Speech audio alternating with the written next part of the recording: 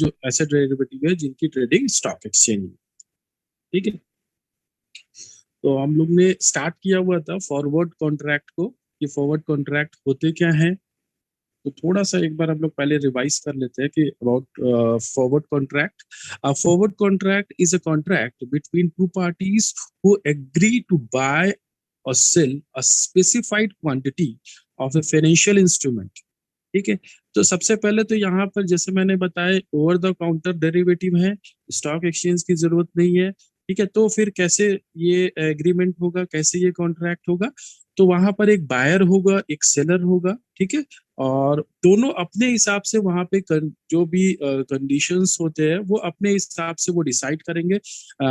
मतलब एक तरह से ये कस्टमाइज्ड डेरिवेटिव, कस्टमाइज्ड कॉन्ट्रैक्ट है, कस्टमाइज्ड इंस्ट्रूमेंट है। मतलब दोनों पार्टीज अपने अकॉर्डिंग कंडीशंस वहां पर तय करते हैं, कितनी क्वांटिटी होगी, कितना प्राइस होगा, वो सारी चीजें दोनों पार्टीज डिसाइड करते हैं, ठीक है।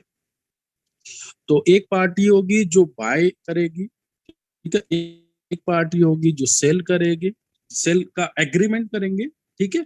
जैसे आप लोग को पता है जो डेरिवेटिव होता है वहां पर हम लोग कॉन्ट्रैक्ट करते हैं फॉर फ्यूचर, ठीक है। फ्यूचर में हमें वो ट्रांजेक्शन करना है, उसके लिए आज हम वो एग्रीमेंट करते हैं, कॉन्ट्रैक्ट करते हैं। तो वैसा ही फॉरवर्ड कॉन्ट्रैक्ट में भी है। आपको सपोज कोई कमोडिटी ले लेते हैं, सपोज शुगर, ठीक है। शुगर मैं सपोज मैं शुगर मैन्युफैक्चरर हूँ, मुझे शुगर अभी लेकिन प्रोडक्शन अभी चल रहा है। प्रोडक्शन जो मुझे जो मेरा मटेरियल है वो जो है मुझे मिलेगा आफ्टर 3 मंथ, ठीक है। जो मेरा प्रोडक्शन है जो है आफ्टर 3 मंथ स्टार्ट होगा, या जो भी चीजें, ठीक है। तो लेकिन मैं बेच कब पाऊंगा, आफ्टर 3 मंथ, ठीक है। तो उसके लिए अभी मुझे लग रहा है कि कहीं आप जो है 3 महीने के बाद इस कमोडिटी की प्राइस कहीं कम ना हो जाए, तो उस रिस्क को कम करने के लिए मैं फॉरवर्ड कॉन्ट्रैक्ट कर सकता हूँ, ठीक है। मैं एग्रीमेंट आज कर लूंगा कि ये कमोडिटी है, इतनी क्वांटिटी है, ये इसका प्राइस होगा, और आफ्टर 3 मंथ्स मुझे ये ट्रांजेक्शन करना है, मुझे ये प्रोडक्ट बेचना है, या जो सेलर होगा मुझे ये प्रोडक्ट जो सॉरी सेलर होगा मुझे ये प्रोडक्ट बेचना है, बायर मुझे ये प्रोडक्ट खरीदना है। इस तरह से वो लोग एग्रीमेंट करते हैं, ठीक है। तो पहले से ही वो डेट डिसाइड करते हैं जब वो ट्रांजेक्शन होना है, वो प्राइस डिसाइड करते हैं जिस पर वो ट्रांजेक्शन होना है, ठीक है। तो a forward contract is a contract between two parties who agree to buy sell a specified quantity, जैसा अभी मैंने बताया पहले से आपको क्वांटिटी स्पेसिफाई करना होता है। और फिर फाइनेंशियल इंस्ट्रूमेंट, एक फाइनेंशियल इंस्ट्रूमेंट भी हो सकता है या फिर कमोडिटी कोई, at a certain price, price आपको पहले से फिक्स करना होता है जिसे बोलते हैं strike price, at a certain price at a certain date in future. और एक डेट डिसाइड करते हैं जब वो ट्रांजेक्शन होना है, 6 महीने के बाद, 3 महीने के बाद, 1 साल के बाद, जो भी डेट वो डिसाइड करे। Forward contract are not standardized, मतलब अगर मैं दूसरे जो भी डेरिवेटिव की बात करूं, जो आपका ऑप्शंस है या फिर फ्यूचर है, वहां पर वो सब स्टैंडर्डाइज्ड कॉन्ट्रैक्ट है। आप स्टॉक एक्सचेंज में जाओगे, वहां पे सारे प्राइजेस वगैरह सब फिक्स होते हैं, और आपको उसी प्राइस पे उधर लेना होता है। यहाँ पर ऐसा नहीं है, यहाँ पर स्टैंडर्डाइज्ड कॉन्ट्रैक्ट नहीं है ये। दोनों पार्टीज खुद डिसाइड करते हैं कौन कितना प्राइस होगा, कितना क्वांटिटी होगा, वो सारी चीजें वो दोनों पार्टीज मिलके, जो बायर और सेलर है, वो डिसाइड करते हैं। दे आर ओटीसी, जैसे अभी मैंने बताया ओवर द काउंटर डेरिवेटिव है, not traded in recognized stock exchange, that are tailored to meet specific user need. ये सारे आपके अंडरलाइंग असेट हैं जहां पर derivative contract, sorry forward contract किए जा सकते हैं। ये सारे अंडरलाइंग असेट है, जैसे कि ट्रेडिशनल एग्रीकल्चरल जो भी कमोडिटी है, फिजिकल कमोडिटी कोई भी कमोडिटी हो, ठीक है। आपका शुगर हो गया, आपका जो भी कोई भी एग्रीकल्चरल राइस हो गया, ठीक है। वो सारी चीजें आप इधर फॉरवर्ड कॉन्ट्रैक्ट उसका कर सकते हैं। उसके बाद करेंसी, ठीक है, इंडियन रुपीस, यूएस डॉलर, ठीक है। वो सारी चीजों पर भी फॉरवर्ड कॉन्ट्रैक्ट किया जा सकता है। और इंटरेस्ट रेट, ठीक है। ये 3 तरह के आपके अंडरलाइंग असेट है जहां पर आप डेरिवेटिव फॉरवर्ड कॉन्ट्रैक्ट कर सकते हैं।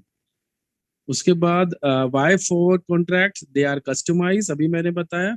मैं ज्यादा इस पर टाइम नहीं दे रहा हूँ क्योंकि ये चीजें हम लोग ऑलरेडी पढ़ चुके हैं। ठीक है, अगर किसी को कहीं पर कुछ प्रॉब्लम होगी तो वो पूछ लेगा। बाकी ये सारी चीजें हम लोग पहले पढ़ चुके हैं, तो इसलिए मैं ज्यादा इस टॉपिक को एक्सप्लेन नहीं कर रहा हूँ। They are customize contract unlike futures, जैसे अभी मैंने बताया कस्टमाइज कॉन्ट्रैक्ट है। जैसा आप दोनों जो भी बायर और सेलर होंगे, दोनों पार्टीज होंगे, उन खुद डिसाइड करते हैं कितना कितनी क्वांटिटी होगी, कितना प्राइस होगा, वो सारी चीजें। Tailor made and more suited for certain purpose, useful when future does not exist for commodities and financial being considered. कुछ ऐसे कमोडिटीज हैं जहां पर फ्यूचर पॉसिबल नहीं है, तो वहां पर आप फॉरवर्ड कॉन्ट्रैक्ट कर सकते हैं। ठीक है। Use to reduce price risk. तो जैसे मैंने बताया था कि जो प्राइस रिस्क, मार्केट प्राइस जो है, अभी जो भी किसी भी कमोडिटी हो या फिर कोई फाइनेंशियल इंस्ट्रूमेंट हो, उसका मार्केट प्राइस कैसा होता है, वो स्टेबल नहीं होता, वो ऊपर नीचे होता रहता है। तो वो रिस्क को कम करने के लिए आप फॉरवर्ड कॉन्ट्रैक्ट कर सकते हो। जैसे अभी मैंने बताया कि भाई अगर कोई आपके पास कमोडिटी है जिसको आप अभी नहीं बेच सकते, आप 6 महीने के बाद या 1 साल के बाद बेचना है, या फिर आपको कोई कमोडिटी को खरीदना है आफ्टर 6 मंथ, तो वहां पर अभी अगर प्राइस कम है और बाद में बढ़ जाता है तो फिर आपको लॉस हो जाएगा उतना। ठीक है, या फिर अगर आपको बेचना है और अगर प्राइस कम हो जाता है तो फिर आपको लॉस होगा। तो वो जो रिस्क है उसको कम करने के लिए, उसको रिड्यूस करने के लिए और प्राइस को फिक्स करने के लिए आप फॉरवर्ड कॉन्ट्रैक्ट कर सकते हैं। जैसे यहाँ पे एग्जाम्पल दिया गया, a farmer who grow rice and a merchant who sell it can fix the price of rice at harvest time। मतलब अभी वो राइस अभी मतलब वो पूरी तरीके से अभी मिला नहीं है, प्रोडक्शन अभी उसका पूरा नहीं हुआ है, और उसके पहले ही आपने कॉन्ट्रैक्ट कर लिया कि जब ये होता है तो तो मैं इस प्राइस पे उसको खरीद लूंगा, या वो फार्मर जो है उसने बोल दिया इस प्राइस पे मैं बेच दूंगा। इस तरह से आप प्राइस कम होने या प्राइस बढ़ने के रिस्क को खत्म कर सकते हैं। ठीक है। जैसे मैंने अभी बताया, specially made of for particular purpose, each item unique in terms of. जैसे कि अगर मैं ऑप्शंस की बात करूं या फ्यूचर की बात करूं, तो वहां पर क्वांटिटी, प्राइस, सारी चीजें स्टॉक एक्सचेंज तय करते हैं, और आपको उतने क्वांटिटी में, उतने प्राइस में या उस डेट पर आपको वो कॉन्ट्रैक्ट करना होता है। ठीक है। एक्सपायरी डेट सबकी सेम होगी, सेम होती है, प्राइस सेम होगा। ठीक है, क्वांटिटी सेम होगा, मगर यहाँ पर ऐसा नहीं है। यहाँ पर जो बायर और सेलर है वो खुद डिसाइड करते हैं ये सारी चीजें। ठीक है।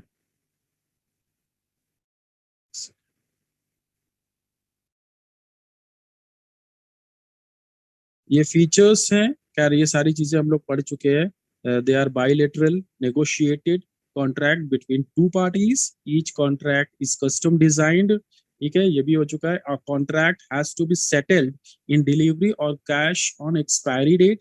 तो यहाँ पे सेटलमेंट जो होगा वो कब होगा, जो एक्सपायरी डेट है, जो भी सपोज मैंने आज कॉन्ट्रैक्ट करता हूँ आफ्टर 3 मंथ, मतलब मैं ये कॉन्ट्रैक्ट करता हूँ कि मैं उस ट्रांजेक्शन को आफ्टर 3 मंथ मुझे एग्जीक्यूट करना है। अभी जब वो 3 मंथ कंप्लीट हो जाएंगे तो उसका जो भी कॉन्ट्रैक्ट है, जो फॉरवर्ड कॉन्ट्रैक्ट है, उसका एग्जीक्यूशन आफ्टर 3 मंथ ही पॉसिबल है। एडवांटेजेस ऑफ फॉरवर्ड कॉन्ट्रैक्ट, ये सारे एडवांटेजेस हैं।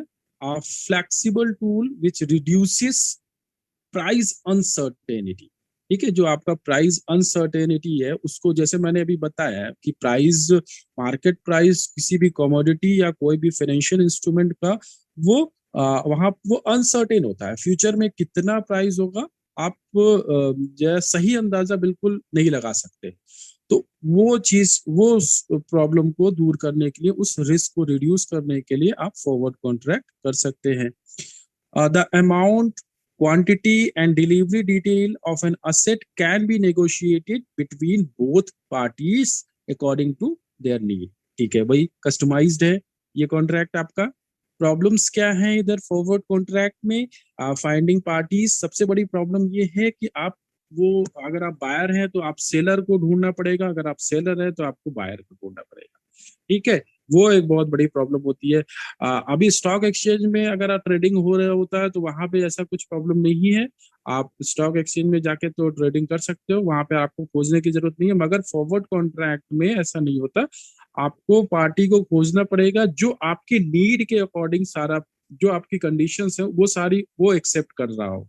ठीक है, सपोज मुझे जो क्वांटिटी है जो मेरे कमोडिटी का, सपोज मैं बायर हूँ, ठीक है, मुझे खरीदना है, तो उस क्वांटिटी पे, उस प्राइस पे मुझे ये देखना पड़ेगा, सेलर को खोजना पड़ेगा जो उसी उतनी क्वांटिटी का मुझे वो कमोडिटी, वो प्रोडक्ट मुझे प्रोवाइड कर सके, और प्राइस जैसा मैं चाहता हूँ उस प्राइस पे मिल सके। ठीक है, तो वो एक प्रॉब्लम होती है यहाँ पर, finding parties with matching needs, non performance of contract और काउंटर पार्टी रिस्क। ठीक है, कभी कभी ये भी होता है जो काउंटर पार्टी है वो मना कर देते हैं कि नहीं, एग्जीक्यूट नहीं करना है मुझे ये ट्रांजेक्शन, ठीक है, मुझे लॉस हो रहा है बहुत ज्यादा, मैं नहीं कर सकता। वो एक इशू होता है इधर, वो एक प्रॉब्लम होती है। मगर अगर देखो, अगर जो है हम लोग ऑप्शंस की बात करें या फ्यूचर्स की बात करें, वो वहां पर ये चीज नहीं पॉसिबल, क्यों? वहां पे पहले से ही मार्जिन मनी आपको देनी पड़ती है उस कॉन्ट्रैक्ट को करने के लिए। ठीक है, नॉन ट्रांसफरेबिलिटी ऑफ कॉन्ट्रैक्ट, यहाँ पे जो भी कॉन्ट्रैक्ट किया जाता है उसको आप ट्रांसफर नहीं कर सकते किसी तीसरे आदमी को। ठीक है, तो यहाँ पे प्राइसिंग है। तो सब तो मैं एक बार फिर से बता देता हूँ, फॉरवर्ड कॉन्ट्रैक्ट कैसे दूसरे जो डेरिवेटिव इंस्ट्रूमेंट्स हैं उनसे कैसे अलग है। सबसे पहले चीज, ओवर द काउंटर इंस्ट्रूमेंट है ये। इसकी यहाँ पर स्टॉक एक्सचेंज में आपको जाने की जरूरत नहीं है। ठीक है, आप आपको बस क्या करना है, जिसको भी फॉरवर्ड कॉन्ट्रैक्ट करना है उसको, जो भी दूसरी पार्टी है उसको खोजना है। ठीक है, और फिर दोनों पार्टीज, बायर और सेलर, मिलकर कंडीशंस तय करते हैं और वो कॉन्ट्रैक्ट को एग्जीक्यूट करना होता है जब वो कॉन्ट्रैक्ट एक्सपायर हो रहा। ठीक है,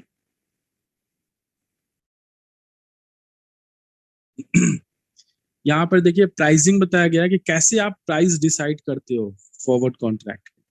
pricing of commodity forward contract, तो हम लोग पहले कमोडिटी की बात करते हैं। Commodity forward contract are priced as, जैसे यहाँ बताया क्या, दो चीजें हम लोग को लेनी होती है, तो करंट मार्केट प्राइस और स्पॉट प्राइस ऑफ कमोडिटी, जो भी इस समय प्राइस चल रहा है वो, प्लस लेकिन अभी अभी का प्राइस तो रहेगा ही रहेगा, साथ में अभी जो है जो कॉस्ट ऑफ स्टोरेज है, जो वो कमोडिटी को कॉस्ट ऑफ कैरी, मतलब उस रखने का जो भी एक्सपेंडिचर्स है उसको भी आपको ऐड करना होता है। ठीक है, सपोज ट्रांजेक्शन मुझे करना है आफ्टर 3 मंथ, 3 महीने के लिए मुझे वो चीजें रखनी पड़ी। ठीक है, उसको कैरी करनी पड़ी, तो उसमें भी मेरे एक्सपेंडिचर गए। वेयर हाउस में सपोज मुझे रेंट देना पड़ रहा है, वहां पे इलेक्ट्रिसिटी है और जो दूसरे एक्सपेंडिचर्स है वो सारी चीजें मुझे बेयर करना पड़ रहा है, तो वो भी कॉस्ट में ऐड करूंगा, और प्लस मार्केट प्राइस, ये दोनों चीजों को मैं ऐड करूँ फॉरवर्ड कॉन्ट्रैक्ट के प्राइस में। ठीक है, अभी कॉस्ट ऑफ स्टोरेज से मतलब क्या है, actual cost of storage in the warehouse including rent.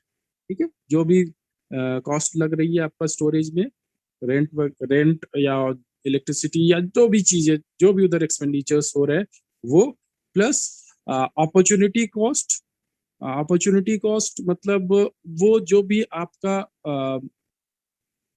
Resource है, वो जो सॉरी, जो आपका कमोडिटी है उसको आपने इतने टाइम तक खाली रखा, तो मतलब वो इतने टाइम तक आपके स्टोरेज में पड़ा रहा, स्टोर में पड़ा रहा।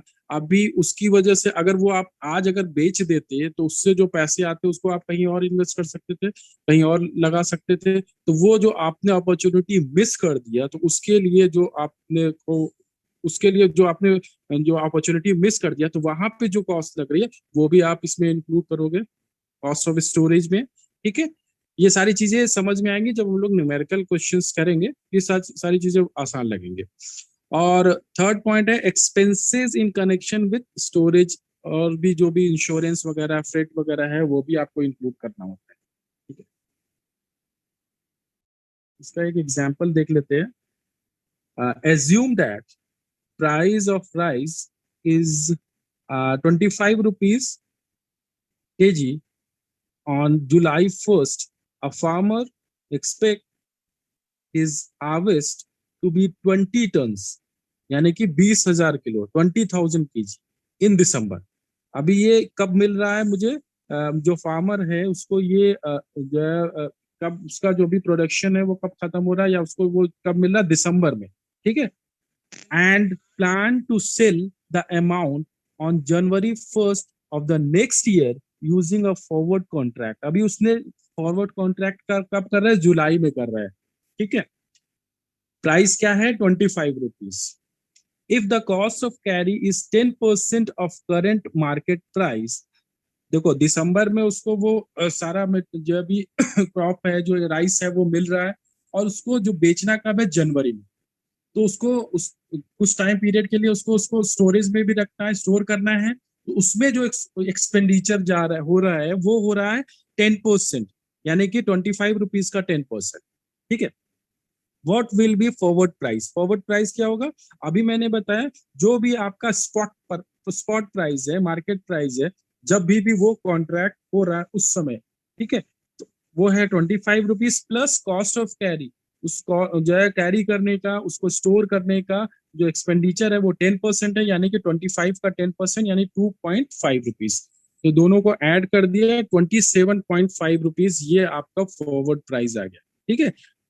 27.5, और टोटल क्वांटिटी कितनी है? 20,000 kg, ठीक है। तो 20,000 kg, तो 20,000 इंटू 27.5, आपका ये इस कॉन्ट्रैक्ट की वैल्यू हो जाएगी 5,50,000। ओके,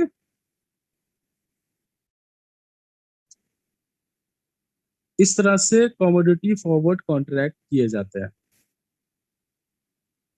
अभी बात करते हैं करेंसी फॉरवर्ड कॉन्ट्रैक्ट की। अ, जैसे कि मैंने बताया था पहले ही, करेंसी भी हम लोग पहले थोड़ा बहुत डिस्कस कर चुके हैं कि जब प्रॉब्लम कहाँ होती है, जब आप कोई एक्सपोर्ट कर रहे हो या इंपोर्ट कर रहे हो।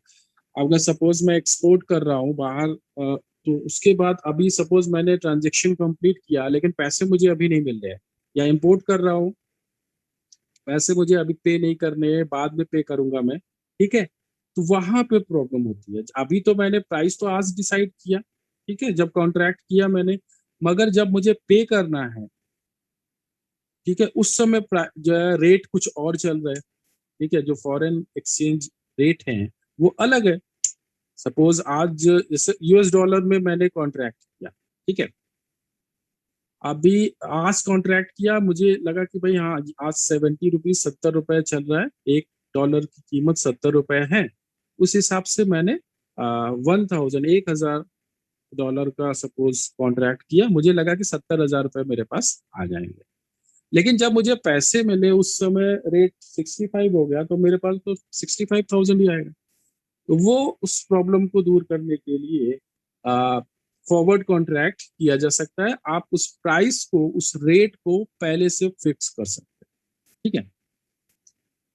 Contract of buying and selling और selling a foreign currency in a future date at an exchange rate determined at a current time।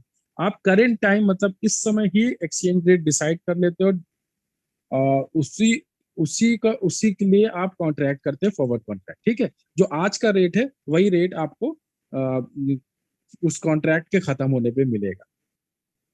Used by importer and exporter who have known for future foreign currency cash flows used to eliminate exchange rate risk, ठीक है। ये देखिए examples दिए गए हैं, examples of currency forward contract. Revenue of Infosys in US dollar to be converted into INR periodically। मतलब जो इन्फोसिस, जो इंडियन कंपनी है, इनको अभी सपोज रेवेन्यू जो भी मिल रहा है, पैसे मिल रहे हैं यूएस डॉलर में मिल रहे हैं, और इसको ये कन्वर्ट कर रहे हैं आईएनआर में, ठीक है। तो इनको अगर वहां पर भाई अगर रेट में कुछ भी चेंजेस होते हैं तो इनको प्रॉब्लम होती है, तो ये फॉरवर्ड कॉन्ट्रैक्ट के लिए जा सकते हैं उस रिस्क को कम करने के लिए। या फिर फोर्ड इंडिया पे periodically for for parts imported from the USA. ठीक है, तो अभी इन्होंने फोर्ड इंडिया जो है वो जो भी पार्ट्स हैं वो इंपोर्ट कर रहे हैं और उसके लिए ये पेमेंट कर रहे हैं यूएस डॉलर में। तो अभी अगर रेट बढ़ जाते हैं तो इनको इंडियन रुपीस में तो ज्यादा पे करना पड़ेगा, तो वो पहले से उस प्राइस को फिक्स कर सकते हैं फॉरवर्ड कॉन्ट्रैक्ट के जरिए। N importer of goods from Europe needs to pay euro after 90 days and can enter into 90-day forward contract to buy euro in order to reduce exchange rate risk। ठीक है, ये importer हैं, इन्होंने import किया मगर इनको पे कब करना है, आफ्टर 90 डेज, 3 महीने के बाद पे करना है। तो वो आज ही प्राइस को, उस रेट को फिक्स कर सकते हैं, एक्सचेंज रेट को फिक्स कर सकते हैं। अगर इनको ऐसा लगता है कि आफ्टर 3 मंथ यूरो की वैल्यू ज्यादा हो जाएगी इंडियन रुपीज से, यूरो की वैल्यू और बढ़ जाएगी, इंडियन रुपीज वीक होगा, तो उस लिए वो उस कॉन्ट्रैक्ट को, फॉरवर्ड कॉन्ट्रैक्ट के लिए जा सकते हैं, जिससे कि आज के रेट पे वो उस प्राइस, उस आज के रेट जो भी चल रहा होगा उसको वो फिक्स कर सकते हैं फ्यूचर के लिए थ्रू फॉरवर्ड कॉन्ट्रैक्ट। ठीक है, next, an exporter of goods to Australia will receive, देखो ऑस्ट्रेलिया, ये वही चीजें है, एक्सपोर्टर इंपोर्टर, मतलब इंपोर्टर के लिए प्रॉब्लम क्या है, जो इंपोर्ट कर रहा है उसको पे करना है फ्यूचर में, कहीं रेट बढ़ ना जाए तो उसको प्रॉब्लम हो जाएगी। एक्सपोर्टर जो है उसको पैसे मिलने हैं, अभी नहीं मिल रहे हैं, बाद में मिल रहे हैं, ठीक है, कहीं रेट गिर गया तो उसको प्रॉब्लम हो जाएगी। तो ये सारे रिस्क को आप कम कर सकते हैं फॉरवर्ड कॉन्ट्रैक्ट के जरिए। Operation of currency forward market in India, forward contract are offered by banks. A hedger will approach a bank authorized by RBI, and the bank will provide the quotes for the forward contract. On settlement day, hedger and bank will exchange currencies at agreed upon forward rate। ठीक है, तो जो भी forward, अगर India की बात करें, यहाँ पे जो फॉरवर्ड कॉन्ट्रैक्ट जो करेंसी में होगा वो कैसे बैंक के थ्रू होता है। इसके लिए क्या हेजर, मतलब हेजर से मतलब क्या है, मतलब जो अपने ये प्राइस बढ़ने और रिस्क कम करने के लिए जो भी फॉरवर्ड कॉन्ट्रैक्ट के लिए या दूसरे जो डेरिवेटिव इंस्ट्रूमेंट है उनके लिए जाता है, उसको हेजर बोलता है। तो यहाँ पर अगर आप उस रिस्क को रिड्यूस करना है तो आपको बैंक के पास जाना होगा, जो अथोराइज्ड बैंक है आरबीआई से, ठीक है, उसके पास जाना होगा। अब वो फिर वहां से आप फॉरवर्ड कॉन्ट्रैक्ट कर सकते हो। ठीक है, risk using currency forward contract, currency forward, since a currency forward is a contract between hedger and a bank, the two parties will face different risk। अभी यहाँ पर रिस्क क्या इन्वॉल्व है भाई, यहाँ पे रिस्क ये इन्वॉल्व है, जैसे कि सपोज मुझे लगा कि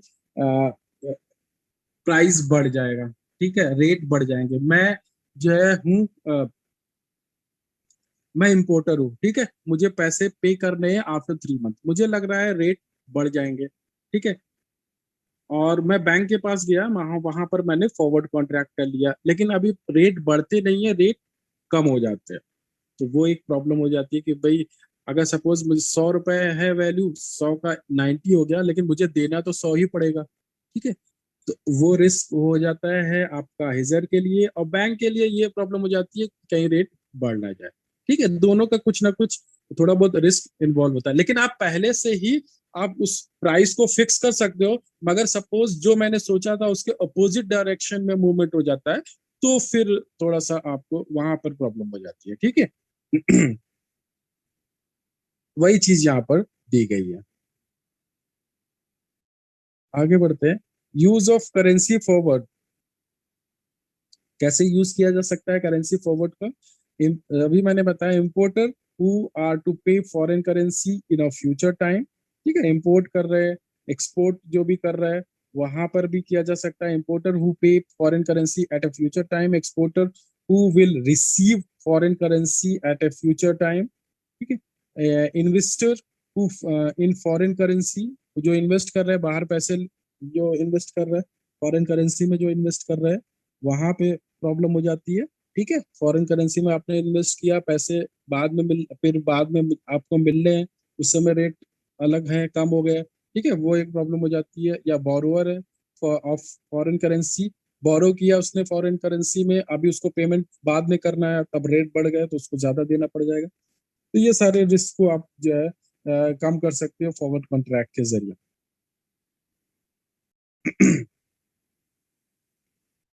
अ, ये प्राइसिंग है। जैसे अभी हम लोग ने commodity market, commodity forward contract की बात की थी, जहां पर हम लोग ने देखा था कैसे प्राइस डिसाइड किया जाता है।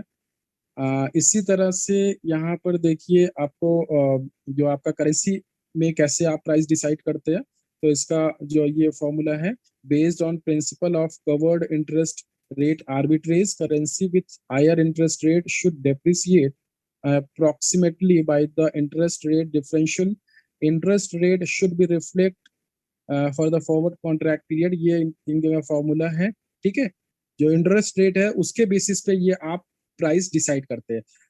प्रैक्टिकल क्वेश्चन में दिखा देता हूँ, इससे आसान हो जाएगा। सपोज यहाँ पर जो आपका इंटरेस्ट रेट जो यूएस डॉलर का है वो 6% है, इंडियन रुपीज का 8% है।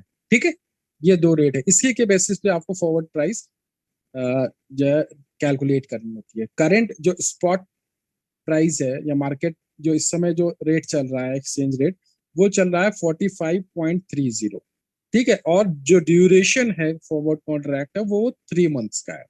तो आपको ये फॉर्मूला है, इस पे रखना है। ठीक है, S0 का मतलब जो आपका रेट चल रहा है इस समय जो स्पॉट प्राइस है वो 1 प्लस जो भी रेट है INR का, और डिवाइडेड बाई 1 प्लस R, यानी जो भी रेट है यूएस डॉलर का है इस समय, जो भी आपका इंटरेस्ट रेट है। ठीक है, तो इस तरह से कैलकुलेशन किया जाएगा। Into 3 divided by 4, divided by 12। क्यों? क्योंकि ये जो भी कॉन्ट्रैक्ट है वो 3 मंथ का कॉन्ट्रैक्ट है। ठीक है, अगर पूरे साल का होता तो हम नहीं करते ये, लेकिन ये 3 महीने का है, तो इंटू 3 डिवाइडेड बाई 12। ठीक है, तो ये कैलकुलेशन करने के बाद प्राइस आया है 46.17। यानी कि अगर मैं आज ये कॉन्ट्रैक्ट करता हूं तो मुझे तो हम लोग का जो भी स्ट्राइक प्राइस होगा वो 46.17 होगा। ठीक है, इस प्राइस पे हम लोग फिक्स कर सकते हैं आफ्टर 3 मंथ। ठीक है, रेट तो अभी 45 चल रहा है, लेकिन आप क्योंकि वहां इंटरेस्ट रेट भी होते हैं तो उसके बेसिस पे ये प्राइस डिसाइड किए जाते हैं। ठीक है।